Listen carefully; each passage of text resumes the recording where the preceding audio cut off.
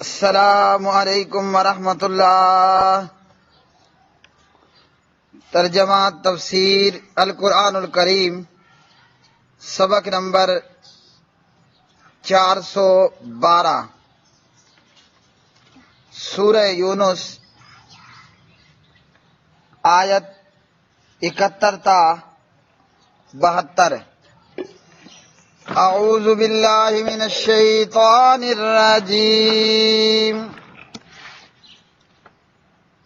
وَاتْلُ عَلَيْهِمْ نَبَأَ نُوحٍ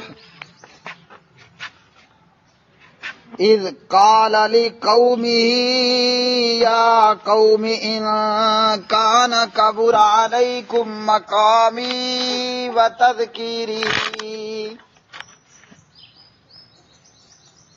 وَتَذْكِيرِي بِآيَاتِ اللَّهِ فَعَلَى اللَّهِ تَوَكَّلْتُ فَأَجْمِعُوا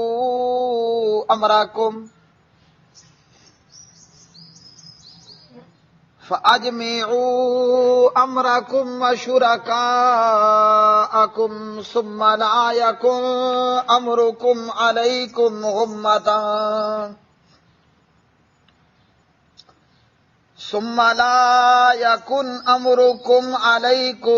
غُمَّةً ثُمَّ اقْضُوا إِلَيَّ وَلَا تُنظِرُونِ۔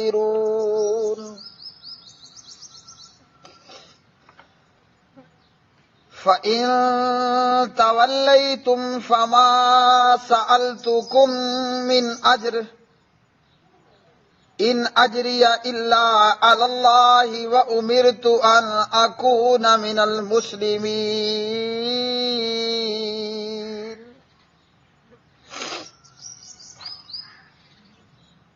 اور ان پر نوح کی خبر پڑھیے علیہ السلام، جب اس نے اپنی قوم سے کہا، اے میری قوم، اگر میرا کھڑا ہونا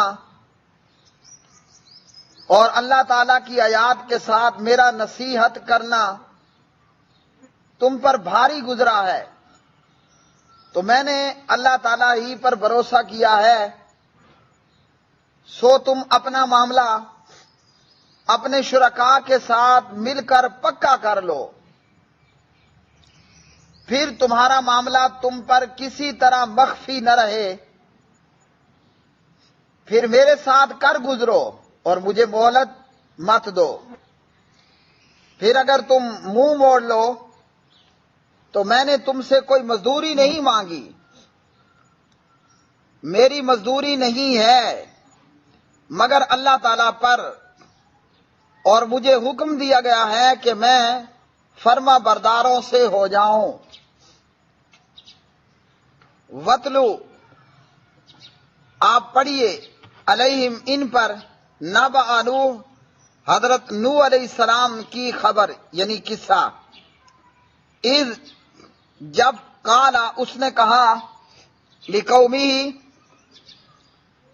اپنی قوم سے، یا قومی، اے میری قوم، ان، اگر، کانا ہے، کبرا، گراں گزرتا، بھاری گزرتا، علیکم، تم پر، مقامی، میرا کھڑا ہونا، وتذکیری، اور میرا نصیحت کرنا، بآیات اللہ، اللہ تعالیٰ کی آیتوں کے ساتھ، فعلی اللہ، تو اللہ تعالیٰ ہی پر، توکلت، میں نے توکل، بھروسہ کیا ہے، فاجمعوا، لہذا تم متفقہ فیصلہ کر لو، یعنی میرے خلاف، امرکم، اپنے معاملے کا، وشرکاءکم، اپنے شریکوں سمیت، مددگاروں سمیت، ثم، پھر، لا یکن، نہ رہے، امرکم، تمہارا معاملہ، علیکم، تم پر، غمتن، مبہم، ثم، پھر، اقضوا، تم نافذ کر دو، الیہ، مجھ پر، ولا تنظرون، اور نہ تم مجھے مہلت دو، فإن، پھر اگر، تولیتم، تم منہ پھیر لو، فما سألتکم، تو نہیں میں نے سوال کیا تم سے، من اجر، کسی اجر مزدوری کا، ان اجریہ، نہیں ہے میرا اجر، اللہ مگر اللہ اللہ تعالیٰ پر، وَأُمِرْتُ اور میں حکم دیا گیا ہوں، ان یہ کہ اکونا ہو جاؤں، من المسلمین فرما برداروں میں سے۔ پیارے بھائی اور بہنوں، سورہ یونس پارہ 11 کی یہ آیات بینات، پیچھے کی آیات میں کفار کی طرف سے جو شبہات تھے ان کا دلائل کے ساتھ جواب دیا گیا۔ اب یہاں پر اللہ سبحانہ و تعالی 3 پیغمبروں کا قصہ بیان کرتا ہے، اور اس میں کئی حکمتیں ہیں۔ نمبر 1 تو یہ کہ بات تھوڑی تبدیل ہو جائے، ایک ہی بات زیادہ لمبی دیر چلنے سے بعض دفعہ اکتاہٹ سی ہونے لگتی ہے سننے والوں کو۔ اور نمبر 2، یہاں ان پیغمبروں کے قصہ بیان کرنے کا مقصد تاکہ جناب محمد الرسول اللہ صلی اللہ علیہ وسلم کو اور آپ کے صحابہ کرام رضوان اللہ علیہ مجمعین کو تسلی دی جا سکے کہ کفار جو آپ کے ساتھ کر رہے ہیں یہ کوئی پہلی دفعہ ایسا نہیں ہو رہا، آپ سے پہلے پیغمبروں کے ساتھ بھی بدسلوکی کی گئی، برا کیا گیا، جان سے مار ڈالا گیا، باتیں سنائی گئیں اور بہت کچھ تکلیفیں دی گئیں۔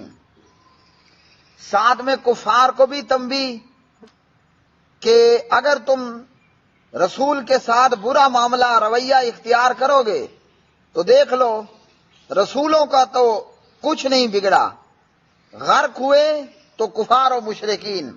تو اللہ کی سنت اب بھی جاری ساری ہے، اگر اپنی بدعمالیوں سے باز نہیں آؤ گے تو جیسے اللہ نے پہلے رسولوں کے دشمنوں کو ہلاک کیا تمہاری ہلاکت بھی یقینی ہے۔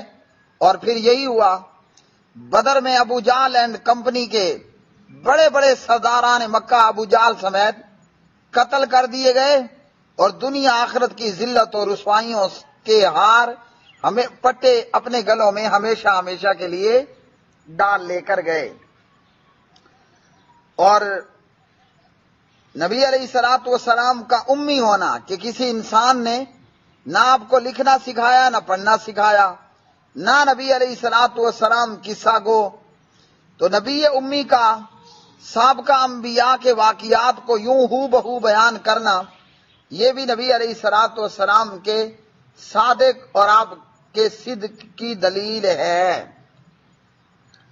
حضرت نوح علیہ الصلوۃ والسلام اولو العزم رسولوں میں سے ایک رسول ہیں، اور اللہ سبحانہ و تعالیٰ کے بڑے ہی پیارے بندے، اور جناب نوح علیہ السلام اللہ وحدہ لا شریک کے بڑے ہی پیارے پیغمبر تھے۔ ویسے یاد رکھیے سارے ایمان والے اللہ کے پیارے ہیں، اور سارے رسول پیغمبر اللہ کے ہاں ان کا بڑا مقام ہے، اور یہ کہ اللہ نے بعض کو بعض پر فضیلتیں بھی عطا فرمائی ہیں، تلک الرسل فضلنا بعضهم علی بعض کہہ کر۔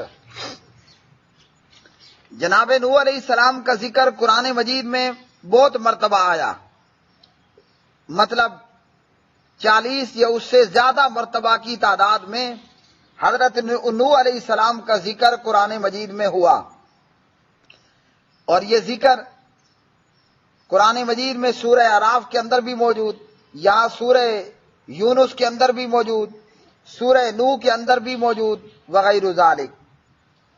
حضرت نوح علیہ السلام کی قوم اور امت وہ بت پرست تھی، 5 بڑے بڑے بتوں کی پجاری تھی، ویسے اور بھی وہ بت سارے انہوں نے چھوٹے چھوٹے بھی بنا رکھے ہوں گے۔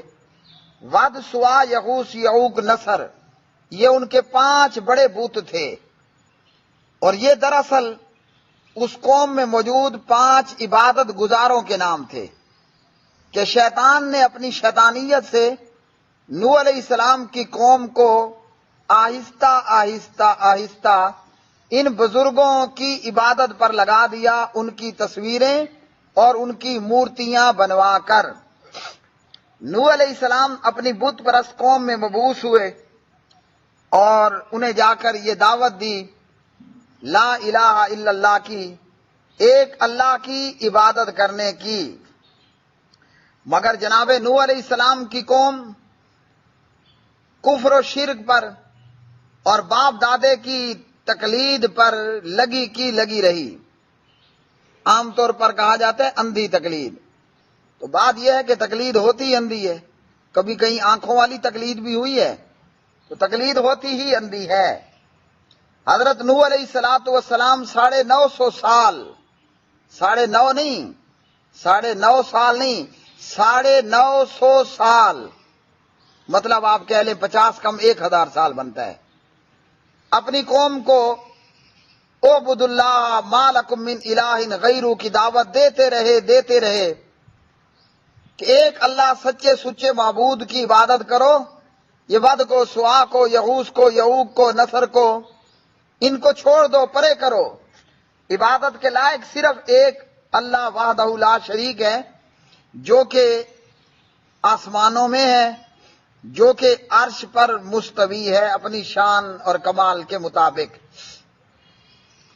مگر اس ضدی اور ہٹ درم مشرک اور باپ دادا کی مقلد اس قوم نے نوح علیہ السلام کی دعوت کو ماننے سے مسلسل انکار پہ انکار کیا. اور جناب نوح علیہ السلام بھی صبح اور شام اپنی قوم کو لا الہ الا اللہ کی دعوت دیتے رہے. دن میں بھی دی اور رات میں بھی دی، اکیلے میں بھی دی اور جا کر محفلوں میں بھی دی، گھروں کے دروازوں پر بھی دی، اور جناب جا کر جو ہے وہ بازاروں اور چوکوں اور چوراہوں کے اندر بھی اعبد اللہ ما لکم من الہ غیرہ کی دعوت دیتے رہے. مگر یہ ضدی ہٹ درم قوم باز نہ آئی، الٹا پیغمبر کو دھمکانا شروع کر دیا کہ اے نوح باز آ جاؤ، ورنہ ہم سے دشمنی کرنا اچھا نہیں نکلے گا. باز آ جاؤ نہیں تو ہم نقصان پہنچائیں گے، باز آ جاؤ نہیں تو ہم تمہاری جان کے درپے ہو جائیں گے. تو دھمکیاں دینا شروع کر دیں، جیسا کہ آج بھی مجرم لوگ دہشت گردی پر اتر آتے ہیں. اسی طرح نوح علیہ السلام کی قوم بھی دہشت گردی پر اتری اور پیغمبر نوح علیہ السلام کو دھمکانا ڈرانا شروع کر دیا. نوح علیہ السلام فرماتے ہیں میرے خلاف جو کرنا ہے کر لو، تمہیں میرا لا الہ الا اللہ کا پیغام لے کر کھڑے ہونا، اللہ کی آیات پڑھ کر ود سوا غیر اللہ کی عبادت سے روکنا، یہ تمہیں بھاری گزرتا ہے، ناگوار گزرتا ہے، ناپسندیدہ گزرتا ہے، تمہیں برا لگتا ہے کہ ہمارے اور ہمارے باپ داداؤں کو یہ ان کی عبادت سے روک رہا ہے. بقول کفار و مشرکین برا بلا کہہ رہا ہے. اگر یہ تمہیں ناگوار گزرتا ہے، بھاری گزرتا ہے، تو بھائی میں تو یہ کام کرتا رہوں گا، میں تو اس کام سے باز آنے والا نہیں ہے، میں اس کام سے باز آنے والا نہیں ہوں. تم اور تمہارے مددگار میرے خلاف جو کر سکتے ہو تیاری کرو اور اٹیک کرو، اور مجھے سے پہلے حملہ کرنے سے پہلے مجھے خبردار بھی نہ کرنا کہ ہم آ رہے ہیں صبح حملہ کرنے. تمہیں اجازت ہے دن میں کرو، رات میں کرو، اندھیرے میں کرو، اجالوں میں کرو، مجھ پر اپنے مددگاروں سمیت مل کر پوری تیاری کرو اور کرو مجھ پر حملہ اور کرو مجھ پر اٹیک، اور مجھے ذرہ برابر بھی، مجھے کچھ بھی مہلت مت دو. اور کہا نوح علیہ السلام نے اگر تم نے یہی رٹ لگائی رکھی کہ میں نہ مانوں، اگر تم نے منہ موڑا اور اعبد اللہ ما لکم من الہ غیرہ کے ماننے سے انکار کیا، تو کہا کہ تمہارے انکار سے مجھے کوئی فرق نہیں پڑتا، میں نے تم سے کوئی اس پر اجرت اور مزدوری نہیں مانگی، میں تمہارا کوئی تنخواہ دار ملازم نہیں ہوں کہ تم میری تنخواہ بند کر دو گے تو میری روزی روٹی کا مسئلہ پیدا ہو جائے گا اور میں کوئی معاشی طور پر تنگ دستی کا اور کھانے پینے کی محتاجی کا شکار ہو جاؤں گا. تم نے اگر منہ موڑا اور میں نہ مانوں کی رٹ لگائے رکھی تو میں نے تم سے اس کام پر کوئی اجرت اور مزدوری نہیں مانگی، میں تمہارا تنخواہ دار اور ملازم اور نوکر نہیں ہوں کہ تم میری روٹی تنخواہ بند کر دو گے تو مجھے روٹی روزی کی تنگی پڑ جائے گی. میری مزدوری اس کام کی وہ اللہ تعالیٰ کے ذمے ہے۔ مطلب یہ جو نبوت اور رسالت کا کام ہے اس پر مزدوری میں نے لینی ہے، اور وہ مزدوری میری ہے اللہ سبحانہ و تعالیٰ کے ذمے۔ میں کام کر رہا ہوں، مجھے میرے کام پر میرا رب مزدوری دے رہا ہے اور دے گا۔ اس لیے جس کا میں تنخواہ دار ہوں، جس کا میں رزق کھا رہا ہوں، جس کے ذمے میری مزدوری ہے وہ تو اللہ سبحانہ و تعالیٰ ہے۔ لہذا تم سے میں نے کوئی مزدوری نہیں مانگی، اس کام پر میں کوئی تنخواہ پہ نہیں آیا ہوں کہ تم مزدوری نہیں دو گے اور تم کچھ نہیں دو گے، نہ میں نے تم سے کچھ مانگا تو میرے لیے پریشانی ہوگی۔ میرے بھائیوں، اس آیت سے ہمیں یہ درس بھی ملا کہ علماء انبیاء کے وارث ہیں، علماء انبیاء علیہ السلام کے وارث ہیں۔ آج علماء کرام، علماء کتاب و سنت جناب محمد الرسول اللہ صلی اللہ علیہ وسلم کے بھی وارث ہیں اور جناب نوح علیہ السلام کے بھی وارث ہیں۔ اور صحیح بخاری میں ابو بکر صدیق رضی اللہ تعالی عنہ کی روایت میں حضور نبی کریم علیہ السلام نے فرمایا، یہ حدیث ابو بکر نے بیان کی، جب حضور صلی اللہ علیہ وسلم کی لخت جگر خاتون جنت سیدہ فاطمہ علیہ السلام اپنے بابا جناب محمد الرسول اللہ صلی اللہ علیہ وسلم کا وراثت مانگنے آئی تو خلیفہ اول امام برحق جناب ابو بکر صدیق رضی اللہ تعالی عنہ نے نبی علیہ السلام کی حدیث سنائی فاطمہ رضی اللہ تعالی عنہ کو۔ کیا حدیث تھی؟ کہ ہم انبیاء کا چھوڑا ہوا مال وہ صدقہ ہوتا ہے، وہ ورثہ نہیں ہوتا۔ دیگر احادیث میں انبیاء کا ورثہ کیا ہے؟ وہ ہے اللہ کی وحی، وہ ہے علم۔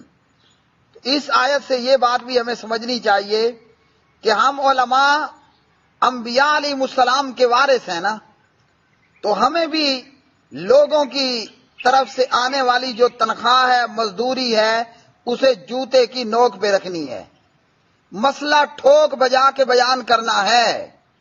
آگے چاہے نواب اکبر خان بگٹی بیٹھا ہو، آگے چاہے آصف علی زرداری ہو، میاں محمد نواز شریف ہو، آج کا وزیر اعظم پاکستان عمران احمد خان نیازی ہو، چاہے کوئی عدل و انصاف کرنے والا عادل ہو یا کوئی چاہے ظالم جابر فاسق ہو، علماء انبیاء کے جب وارث ہیں تو ہمارے انبیاء نے کیا کیا کہ لوگوں کے مال کو اور پیسے دولت کو جوتے کی نوک پہ رکھا۔ علماء کا کام بھی یہی ہے کہ مسئلہ اور توحید اور سنت ان کا بیان کرنا اور شرک و بدعت کا رد کرنا، ٹھوک بجا کے کریں۔ جس نے تنخواہ روکنی ہے بھلے روک لے، جس نے چندہ روکنا ہے 1000 دفعہ روک لے۔ علماء کا اجر بھی یہ اللہ ہی کے ذمے ہے۔ کیسے؟ قرآن مجید کے حافظ کے لیے ترمذی ابواب فضائل القرآن میں ہے، قرآن کے قاری اور حافظ کو کہا جائے گا قرآن پڑھتا جا، جنت کے درجات چڑھتا جا۔ تو قرآن پڑھنے والا، قرآن کا حافظ، قرآن کا یاد کرنے والا، اسے مزدوری کون دے گا؟ اللہ سبحانہ و تعالیٰ دے گا۔ سارے لوگ کھڑے ہوں گے، ہر ایک کو اس کی شان مطابق درجات جنت میں مل جائیں گے مومن کو، لیکن قرآن کے حافظ اور قاری کو کہا جائے گا پڑھتا جا، جنت کے درجات چڑھتا جا۔ تو قرآن والوں کا، وہ چاہے قاری قرآن ہے یا عالم بالقرآن ہے، ہماری مزدوری بھی اللہ کے ذمے ہے۔ اور مسئلہ ٹھوک بجا کے نوح علیہ السلام کی طرح بیان کرنا ہے، بغیر کسی لگی لپٹی کے۔ اماں ناراض ہوتی ہے، ابا ناراض ہوتا ہے، علاقے کا وڈیرا چودھری سردار ناراض ہوتا ہے، جس نے کل ہونا ہے وہ آج ناراض ہو جائے، جس نے آج ناراض ہونا ہے وہ ابھی کے ابھی ناراض ہو جائے، جس نے چندہ روکنا ہے بے شک روک لے، ہاں جی، جس نے مسجد کی خطابت سے چھٹی دینی ہے آج ہی دے دے، تنخواہ بند کرنی ہے کر دے۔ لیکن ہمارے لیے نمونہ کون ہے؟ انبیاء ہیں۔ اس لیے جناب نوح علیہ السلام کے اس واقعے کو بیان کرنے کا مقصد کیا ہے کہ قرآن پڑھنے والوں، قرآن کا علم رکھنے والوں، انبیاء کے وارثوں، نوح علیہ السلام کو اپنے لیے مشعل راہ بناؤ۔ پیغمبر کہہ رہے ہیں میں نے تم سے مزدوری تھوڑی مانگی ہے، میری مزدوری ہے ضرور ہے، مگر وہ تمہارے ذمے نہیں ہے، وہ تو اللہ سبحانہ و تعالیٰ کے ذمے ہے۔ اس لیے اگر کوئی اس خیال میں ہے کہ ہم جناب لینا دینا چھوڑ دیں گے تو 1000 دفعہ روکو۔ انبیاء کے وارثوں کو بھی یہی چاہیے کہ وہ بھی اسی طرح ہی کریں اور ٹھوک بجا کر مسئلہ بیان کریں۔ کوئی خوش ہو کر ہمارے گلے میں ہار ڈال دے، سبحان اللہ، کوئی ناراض ہو کر جوتوں کی یالہ باری شروع کر دے، تب بھی ہمارا اجر اللہ وحدہ لا شریک ہی کے ذمے ہے۔ اور مسئلہ تب خراب ہوتا ہے جب عالم اور خطیب اپنی خطابت کو بچانے کے چکر میں پڑے۔ مسئلہ تب خراب بنتا ہے کہ جب عالم کو یہ فکر لگ جائے کہ میں نے حق کو ٹھوک بجا کے بیان کیا، یہ چندہ دینے والا سخی یہ چندہ روک لے گا، تو پھر وہ مسئلے کولے کولے بیان کرنا، نرم نرم باتیں کرنا شروع کر دیتا ہے کہ لوگ ناراض نہ ہوں۔ اگر میں نے نوح علیہ السلام کی طرح ڈنکے کی چوٹ پہ مسئلہ بیان کیا تو لوگ تو مجھے جلسوں میں نہیں بلائیں گے، لوگ تو مجھے پیسے نہیں دیں گے، وہ جی یہ تو نفرت پھیلا رہا ہے، یہ تو فتوے لگا رہا ہے، یہ تو فلاں فلاں کر رہا ہے۔ انبیاء اور علماء کی مزدوری وہ اللہ تعالیٰ ہی کے ذمے ہے، ہمارا کام حق کا بیان کرنا۔ جب ہم نے حق بیان کر دیا، دنیا میں بھی اللہ مزدوری دیتا ہے اور دے رہا ہے، اور آخرت کی مزدوری کے تو پھر کیا ہی کہنے ہوں گے۔ اور فرمایا مجھے حکم دیا گیا ہے کہ میں فرما برداروں میں سے ہو جاؤں۔ مطلب تم جو ہے اعبدوا اللہ ما لکم من الہ غیرہ پر عمل کرو نہ کرو، میں اس پر عمل کرنے کا پابند ہوں، میں نے کر لیا، کام ہو گیا۔ تو انبیاء اور علماء کا کام کیا ہے؟ لا الہ الا اللہ کا پیغام پہنچا دینا۔ کوئی کرے نہ کرے اس کے ہم ذمہ دار نہیں ہیں، ہم ذمہ دار ہیں پیغام پہنچانے کے۔ پیغام پہنچا دیا، ہم نے دہاڑی کر لی، مزدوری اللہ سبحانہ و تعالیٰ کے ذمے پکی ہو گئی۔ وآخر دعوانا ان الحمدللہ رب العالمین۔